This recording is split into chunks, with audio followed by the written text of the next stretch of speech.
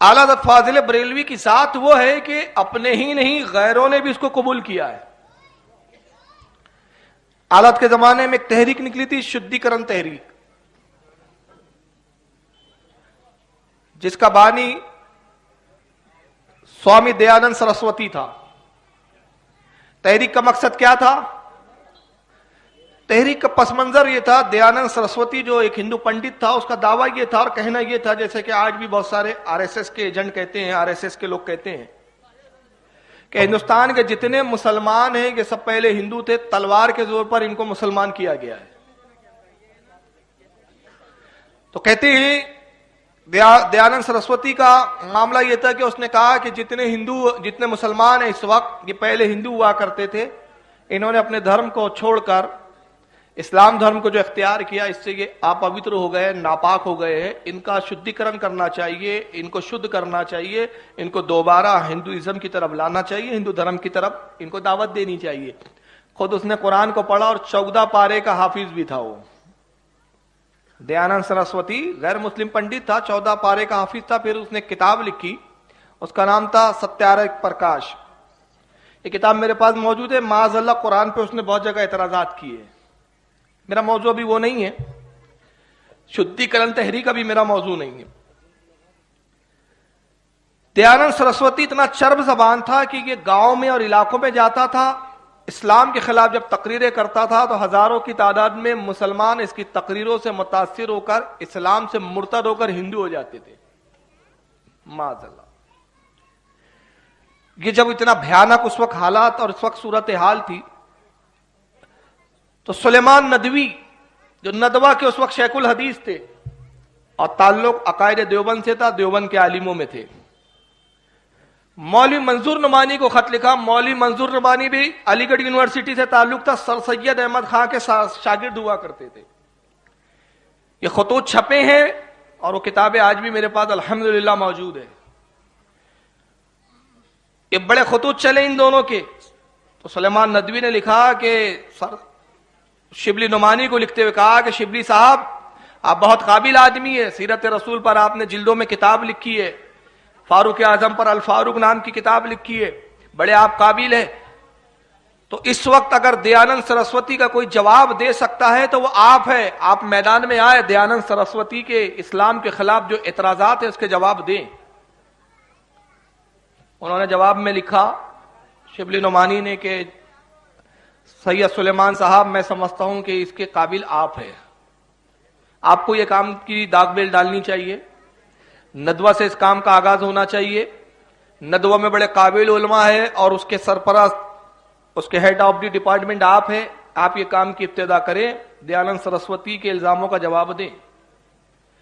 سید سلیمان پھر دوسرا خط لکھتے ہیں کہ جناب یہ کیا بات ہوئی، میں آپ کی طرف اس معاملے کو لے جاتا ہوں، آپ میری طرف بھیج دیتے ہیں، پھر دیتے ہیں. فقیر میں اگر استطاعت ہوتی تو فقیر یہ کام کر چکا ہوتا. فقیر میں یہ طاقت نہیں، فقیر کو غیر مسلم کی کتابوں کا کوئی مطالعہ نہیں، نہ اس کے اعتراض سمجھنے کی لیاقت اور صلاحیت. تو میں جواب کیسے دوں؟ لیکن آپ چونکہ غیر مسلم کتابوں کو بھی پڑھتے ہیں، آپ کو تقابل جانتے ہیں کہ کیسے تقابل کیا جا سکتا ہے، کیسے جواب دیا جا سکتا ہے. لہذا میری گزارش ہے کہ یہ کام آپ کریں، اور آپ نے سر سید کی صحبت اٹھائی ہے، آپ خوب جانتے ہیں کہ اس کا جواب کیسے دیا جا سکتا ہے. تو منظور نعمانی صاحب پھر دوسرا خط لکھتے ہیں، کہتے ہیں کہ بھائی سیرت پہ کتاب لکھنا اور ہے، غیر مسلموں کو جواب دینا اور ہے. میں نے یقیناً سیرت رسول پر بڑی عمدہ کتاب لکھی ہے جس پر مجھے خود فخر ہے، لیکن دیانند سرسوتی رسول اللہ کی سیرت پر قلم نہیں اٹھاتا، وہ ڈائریکٹ قرآن پر حملہ کرتا ہے، قرآن کی آیتوں کو غیر معتبر قرار دیتا ہے. بلکہ اس کا سب سے بڑا دعویٰ یہ ہے کہ جو قرآن رسول اللہ پہ اتارا گیا یہ محمد صلی اللہ علیہ وسلم پر یہ اللہ کی طرف سے نہیں آیا، بلکہ محمد ایک دیوانے مجنون پاگل تھے، پاگل پن کے دورے پڑتے تھے، دورے میں وہ جو کچھ بولتے تھے اور کہتے تھے کہ اللہ کی طرف سے، ان کے ماننے والے اس کو مان لیتے تھے. معاذ اللہ، نعوذ باللہ من ذلک. اس نے قرآن کے کلام الہی ہونے پر انکار کیا ہے. اس کا جواب دینا اتنا آسان نہیں ہے. اس میں علم صرف، تفسیر، نحو، ساری چیزوں کو عبور چاہیے.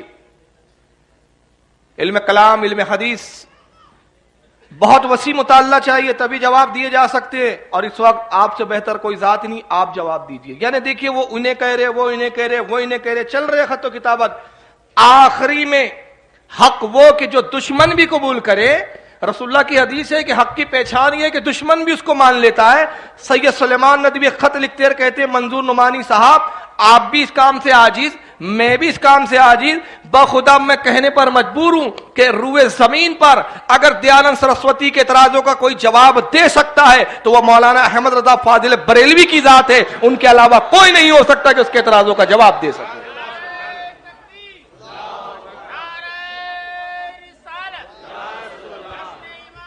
زندہ باد، سبحان اللہ سبحان اللہ۔ اور پھر اعلیٰ حضرت نے یہ کام کیا، اعلیٰ حضرت نے کہا یہ دیانند سرسوتی کی حیثیت کیا ہے کہ میں جواب دوں، اس کے لیے میرے شاگرد کافی ہے۔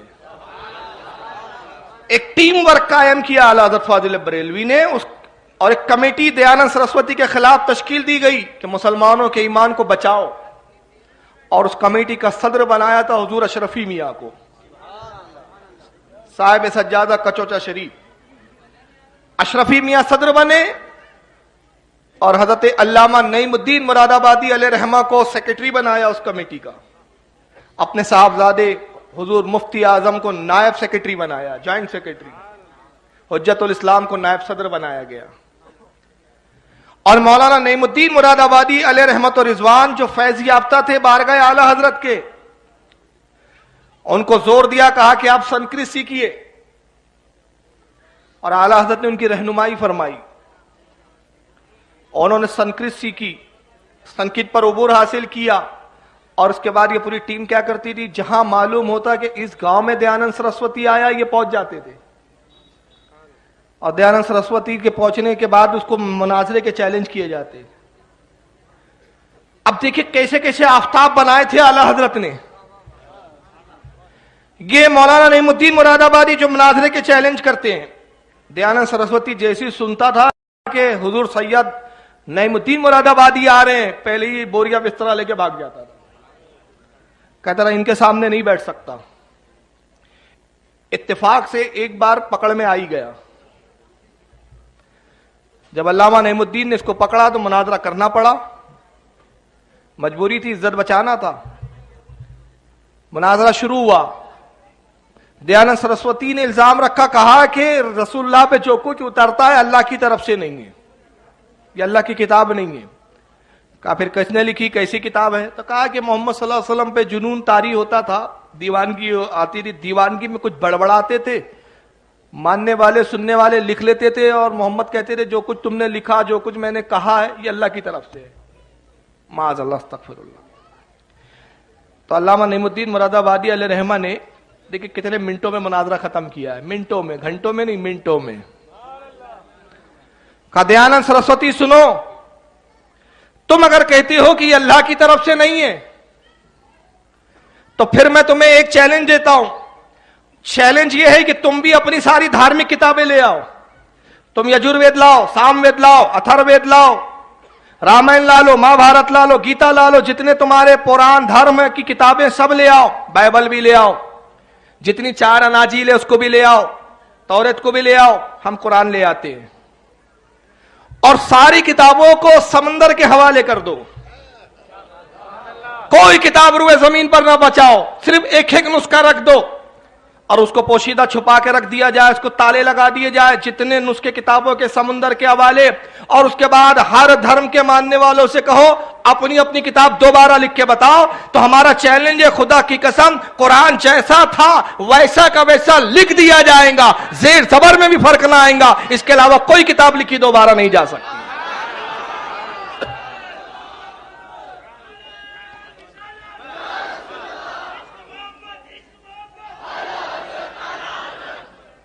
کیونکہ قرآن ایک ایسی کتاب ہے جو اللہ کی طرف سے ہے، اور جب اللہ کی طرف سے تو خدا بند قدوس خود فرماتا ہے، اے اللہ فرماتا ہے یہ کتاب ہے حبیب ہم نے آپ پر نازل کی ہے، اِنَّا نَحْنُ نَزَّلْنَا الذِّكْرَ وَإِنَّا لَهُ لَحَافِظُونَ، اے حبیب ہم نے اس کلام کو آپ پہ اتارا اور اس کی حفاظت کا ذمہ ہم خود لیتے ہیں، اور حفاظت ایسی کہ تم اوراق کو بدل سکتے ہو، صفحات کو بدل سکتے ہو، عبارتوں کو مٹا سکتے ہو، ہم نے دلوں میں راسخ کر دیا، دلوں سے کیسے مٹاؤں گے؟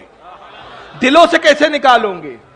اور اتنا پختہ یاد کروا دیا اپنے نبی کی امت کے لوگوں میں کہ ایک حافظ پڑھتا ہے، اگر زیر میں بھی غلطی ہو جائے تو پیچھے سے 10 لوگ ٹوک دیتے ہیں، جناب زیر غلط پڑھا ہے، زبر غلط ہو گیا ہے۔ یہ وہ کتاب ہے، اور آج بھی ہاتھ کنگن کو آرسی کیا، قرآن عظیم اللہ کی طرف سے ہے، اس لیے اللہ نے آسان کر دیا زبانوں پر، بچہ بھی یاد کر لیتا ہے۔ ورنہ قرآن کے علاوہ جتنے مذاہب کی کتابیں ہیں، ان مذاہب کے ماننے والوں میں آج بھی کوئی بھی اپنی ایک کتاب کا بھی پورا حافظ موجود نہیں ہے۔ یہ اعلی حضرت کا ورک تھا، یہ اعلی حضرت کا کام تھا۔ اور ایک کام بتا رہا ہوں میں آپ کو، ایک ہیرا وہ پیدا کیا جو مناظرے کرتا ہے، سنسکرت پر عبور حاصل کیا، علامہ نعیم الدین مراد آبادی کی شکل میں، اور اس میں ایک شاگرد تو ایسا بنایا وہ مناظرے نہیں کرتے تھے۔ ان کا حال کیا تھا، انہوں نے بھی ایک مرتبہ دیانند سرسوتی کو پکڑا، پتا چلا فلاں گاؤں میں ہے، تاریخ میں گاؤں کا بھی نام موجود ہے، مجھے گاؤں کا نام ابھی یاد نہیں ہے، اور اس لیے نہیں ہے، سن لیجئے وجہ، میں آیا تو مجھے عنوان ہی نہیں پتا تھا کیا ہے یہاں کا، تو یہ آنے کے بعد پتا چلا عنوان تو 2 ہے، عقائد بھی ہے اور اعلی حضرت بھی ہے۔ تو اب جو کچھ بول رہا ہوں اپنی مطالعے اور یادداشت کی روشنی پر، ورنہ کچھ پہلے سے تھوڑی سی تیاری ہوتی ہے۔ پتا چلا فلاں گاؤں میں دیانند سرسوتی ہے، پہنچ گئی، اعلی حضرت کا شاگرد ہے، پورے گاؤں کو دیانند اپنے فریب میں لے کر غیر مسلم بنا چکا تھا، پورا گاؤں مرتد ہو چکا ہے۔ حال یہ تھا کہ جب یہ اس گاؤں میں پہنچے تو کسی نے اپنے گھر میں پناہ تک نہیں دی ان کو، مسجد ویران تھی، مسجد میں قیام کیا، اور مسجد میں آرام کر رہے، انتظار کر رہے کہ کس روز دیانند سرسوتی کا پروچن ہے، ذرا پتہ لگاؤ۔ معلوم ہوا کہ کل پروچن کرنے والا ہے۔ جب اس نے اپنی مجلس سجائی، دیانند نے ابھی شروع ہی کیا تھا کہ آپ پہنچ گئے جلسہ گاہ میں، تو اب جتنے لوگ تھے سب خلاف ہو چکے تھے، ان کو پکڑ لیا اور دھکا دینے لگے، کہا کہ تم مجلس خراب کرنے آئے ہو، پروچن خراب کرنے آئے ہو۔ تو انہوں نے کہا میں خراب کرنے آیا ہوں، دیانند سے صرف 2 بات کرنا ہے، مجھے صرف 2 بات، 2 سے تیسری بات نہیں ہوگی، اور اگر تم سچے ہو تو ڈرتے کیوں ہو، مجھے کہنے دو جو میں کہنا چاہتا ہوں۔ دیانند نے کہا آنے دو، قریب پہنچے، کہا دیانند سنو، یہ جتنی آبادی بیٹھی ہے سب بھولے بھالے مسلمان ہیں، علم نہیں رکھتے، ان میں سے بہت سے وہ لوگ ہیں جو قرآن بھی نہیں پڑھ سکتے، جب یہ قرآن نہیں سمجھ سکتے تو بیچارے سنسکرت کیا پڑھیں گے، انہوں نے گرنتھوں کی شکلیں بھی نہیں دیکھی ہے۔ مناظرے بہت ہو گئے، بہت ہو گئی مباحثے، اگر تم سچے ہو اور میرا دعویٰ ہے کہ میں سچا ہوں تو دیانند سنو، میں تمہیں چیلنج کرتا ہوں، اور چیلنج یہ کہ ابھی آگ لگاؤ، تو بھی کود میں بھی کود، جو بچ گیا وہ حق پر ہے۔ دیانند نے کہا کہ یہ کیا بات ہوئی، تمہارے ہاں تو آگ میں جلنا ہی حرام ہے، آگ میں جلنا حرام ہے نا، تو تم کیا خودکشی کرو گے؟ تو آپ مسکرائے، کہا کہ اس کا معاملہ جو ہے وہ میرے سپرد کر اور میرے رب کے سپرد ہے، تو تو پوجتا ہے نا، دیکھے تیرا معبود تجھے بچاتا ہے کیا، تو تو پوجتا ہے نا۔ آپ مطالبہ کرتے رہے، بہانے کرتا رہا، گاؤں کے لوگ دیکھتے رہے کہ تماشا چل رہا ہے، دیانند تیار نہیں، تو گاؤں کے وہی لوگ جو ابھی مرتد ہو گئے تھے کھڑے ہوئے کہا کہ سوامی جی اگر آپ سچے ہیں تو سچ تو کہہ رہا ہے، جس آگ کو آپ نے برسوں پوجا ہے وہ آگ نے تو آپ کی محافظت کرنا چاہیے، حفاظت کرنا چاہیے، آپ کودتے کیوں نہیں؟ کہا کودوں کیسے، ارے میں کیا، میرے کپڑے جل جائیں گے، جب کپڑے نہیں بچ سکتے تو میں کہاں سے بچوں گا؟ تو آپ نے کہا کہ دیکھو جس کے یہ پجاری ہے اس معبود سے اتنا اس کو خوف ہے، اور میرا ایمان دیکھو کہ جس رب کو میں مانتا ہوں اس پر اتنا یقین ہے کہ جس مخلوق کو اس نے آگ کی شکل میں پیدا کیا میں جانتا ہوں کہ مجھے نہیں جلا سکتی، اس لیے کہ میرے حبیب کا، میرے رسول کی محبت کا نور ایمان اس آگ پر غالب آئے گا۔ میرا جسم تو بڑی دور کی بات ہے، میں قسم کھا کے کہتا ہوں میرے لباس کا ایک تار بھی اس آگ کے اندر نہیں جلے گا۔ اللہ سبحان اللہ۔ اور یہ کہہ کر اس ساتھ نے اپنا امامہ آگ میں پھینکا، امامہ آگ میں پڑا رہا، جب ہاتھ ڈال کے نکالا تو امامے کا ایک تار بھی نہیں جلا تھا۔ کہا جب میرے امامے کا ایک تار ہی آگ نہیں جلا سکتی تو مجھے کیا جلائیں گی؟ ساری آبادی دوبارہ کلمہ پڑھ کے مسلمان ہوتی ہے، اور سوامی بھاگتا ہوا نظر آتا ہے۔ کون ذات تھی یہ حضرت علامہ حشمت علی خان علیہ رحمت و رضوان تھے، دنیا جنہیں شیر بشیل سنت کے نام سے۔ ایسے ہیرے پیدا کیے اعلیٰ حضرت نے۔ اور حجت الاسلام حجت الاسلام کا وقت بڑا کم ہے، قلیل وقت ہے، زیادہ عمر نہیں پائی، مگر ان کا حال تو یہ ہے کہ ریلوے اسٹیشن پہ کھڑے ہیں. اتنے حسین تھے کہ پوچھئے مت، بڑے حسین تھے. ایک پنڈت جی آتے ہیں، کبھی حجت الاسلام کو دیکھتے ہیں، کبھی ساتھ کے لوگوں کو دیکھتے ہیں، کبھی حجت الاسلام کو دیکھتے ہیں، کبھی ساتھ کے لوگوں کو دیکھتے ہیں. پھر ایک شخص کے قریب پہنچے، کہا یہ کون حضرت ہے؟ کہا یہ حجت الاسلام علامہ حامد رضا ہے. کہا بریلی کے جو مولانا ہیں انہی کے صاحبزادے؟ کہا جی انہی کے صاحبزادے ہیں. قریب پہنچا، کہا کہ حامد صاحب ہاتھ بڑھائیے اور مجھے کلمہ پڑھوا دیجئے. کہا کس چیز نے تجھے متاثر کیا؟ کہا صرف اس بات میں کہ میں آپ کے چہرے پر میں نے نگاہ ڈالی تو نور پایا، اور جب دل پہ نگاہ ڈالی تو میں نے دیکھا آپ تو خاموش کھڑے ہیں، دل آپ کا اللہ اللہ کر رہا ہے. جس کا ذکر دل خاموشی میں بھی کرے وہ ذات کتنی سچی ہوں گی. اور جب حامد کا یہ حال ہے تو محمد کا کیا حال ہوگا. میں کلمہ پڑھتا ہوں.